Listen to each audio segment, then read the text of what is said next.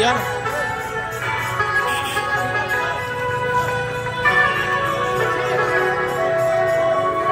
सियावर श्री रामचंद्र की जय।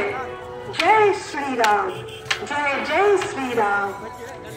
विश्व हिंदू परिषदेर परिचालनाय श्री राम महोत्सव और राम नवमी उपलक्षे आज एक बर्णाढ्य शोभायात्रार आयोजन करा हয়েছে।